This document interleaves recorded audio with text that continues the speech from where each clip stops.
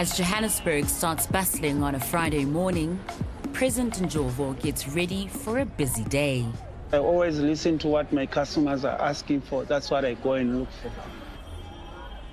Present is a book hunter, traveling far and wide to find the perfect reads for his clients. Nice to meet you. Nice to meet you. This is an impressive bookstore you've got here. Yeah. Oh, I see you've got my favorite genre of books, political books. Yes. He sells everything from easy-read novels to memoirs and non-fiction, and even school textbooks. Where do you get all these books from?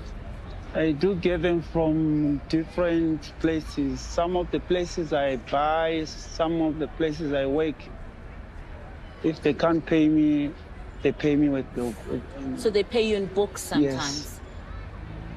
Present has been dealing in second-hand books for over a decade, and he doesn't just sell them, he's an avid reader himself.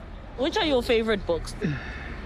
My favorite books is these inspirational books. Books that can inspire that motivates me. You may be surprised to learn that Present is not the only book trader in the CBD. In fact, books are a big business here in the city. From informal vendors selling novels and textbooks to high-end dealers selling collectibles, Joburg is brimming with books. The area around Park Station is known as the Literary District. Within a mere 3 square kilometers, you can find 71 different booksellers. Griffin Shea is one of them. Tell us a little bit about this space, Bridge Books. So Bridge Books started 8 years ago, around the corner from where we are now, mainly because I was having a huge problem finding African literature for myself and for my kids. And I just sort of realized there had to be a different way to go about getting books into the hands of readers. The idea that he brought vampirism. As a former journalist, it has never been about just selling books. He actively sought out other booksellers across the inner city and found them in all sorts of unlikely places. I think in Joburg, like in general, we're not great about putting signs. You know, we don't love to tell you where you are necessarily. The street signs don't always help. So people just don't know when you walk around that actually inside that spaza shop, yes, I can get a kota and some slap chips, but there's also books. So if you're not in the neighborhood every day and kind of knowing what's here, you'd have no way to find out on your own. To draw visitors and help them navigate the area, Griffin put together a map of the district's booksellers.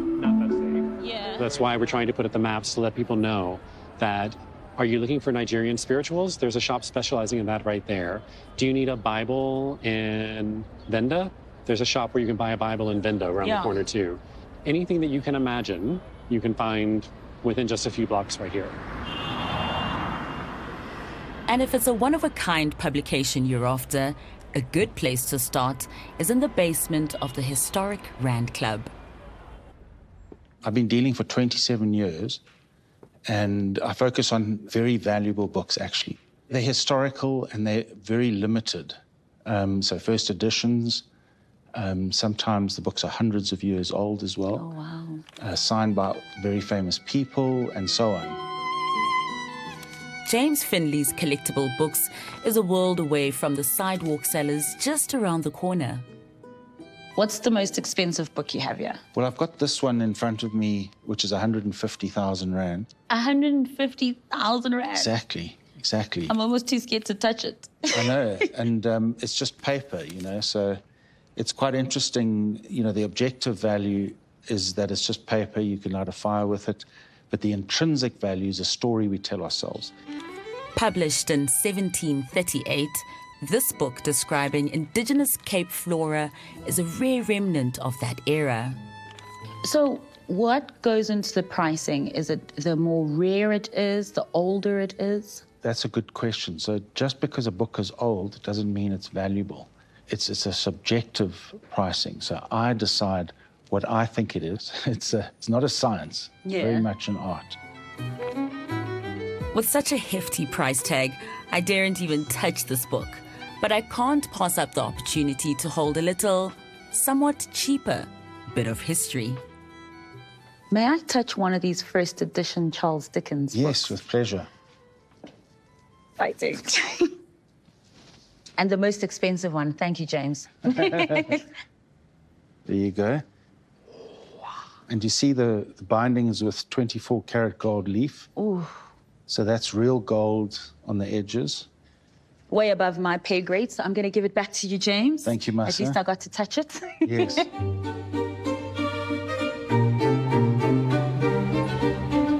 The Johannesburg City Library is at the heart of the district, even though it has been closed to the public for over 4 years. It's got 1.5 million books inside. 1.5 million books. And they don't fit inside that building. So actually underneath us, there's 3 floors of books underneath the park. Underneath the library. That we're walking on top of the library right now as we go through the city. The library boasts, amongst others, an extensive sheet music selection and a unique Africana collection. So there are books here that you cannot find anywhere else on the planet. So scholars and researchers come from around the world to find the things that we keep in downtown Joburg. On the eastern edge of the literary district is the city's largest bookshop, a book lover's paradise that is literally bursting at the seams. Books and books and books. Good afternoon, gentlemen. Let me watch my step. How are you? Jeffrey and Jonathan Klaas have been selling books since the early 1970s. Books just became part of my life. I was collecting and going to book sales with my father when I was probably 7 or 8. We grew up with collectibles and more books than a normal in a house. We had about 50, 60,000 books, whatever we had. Today, they have well over 1 million books, filling this building from corner to corner. No space for a mouse, let alone a film crew. In terms of like being in the city, this is one place that we don't think of and think literature and books. The thing is that we have always been in town. To us, this is home. The problem with the centre city is overcoming what I call the stigma of the Santon Curtain. And tell me more. That there has been an inbuilt perception in the public out there that the CBD has become a no-go area. But the younger generation are overcoming that, and they're moving back into the centre city.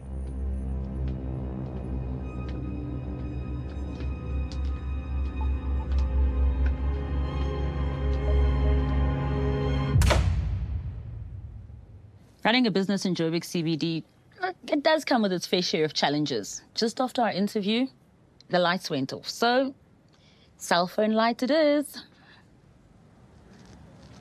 Wow. There's so many treats in there. While power cuts can get in the way of finding the perfect weekend read, vendors like Present face a whole different set of struggles. At Present, I hear that you used to store your books at Park Station, but then you stopped. Why? There's no lights, there's no drainage system inside. When it rains, it's sloppy. It goes like so. Books, you have to be careful. Ended up everything on fire because nobody's looking after the storeroom. Present has lost his entire book collection more than once over the past decade. It's not far, just across the road. He now has books tucked away in various spots across the city. You travel this route every day with a trolley? Yes, every day. To store twice a day? Yeah. You get your steps in, hey? With the holidays fast approaching, it's peak season for the booksellers, a time of buying gifts and also textbooks for the new school year. It's very dark. That's the door. Wow, Present, this is impressive. Yeah, that's my storage. This where you keep your babies? Yes. I used to sell on Plain and Wanderers, but just an hour. But now this is your full-time job, you know, built a career out of this. It's my full-time job.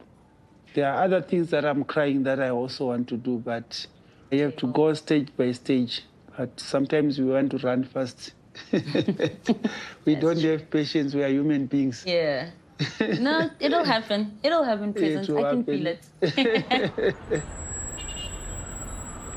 If we keep telling ourselves the story that downtown Joburg is just crime and decay and collapsing buildings, then that is what it is, right? That is the story we're telling. So if you have 60 bookshops in 1 kilometre, then actually you are Paris. And right? they're thriving bookshops as well. Most of these booksellers are much more successful than me. Like, I have to hustle a side job, to keep my life running. These guys are making money just selling books.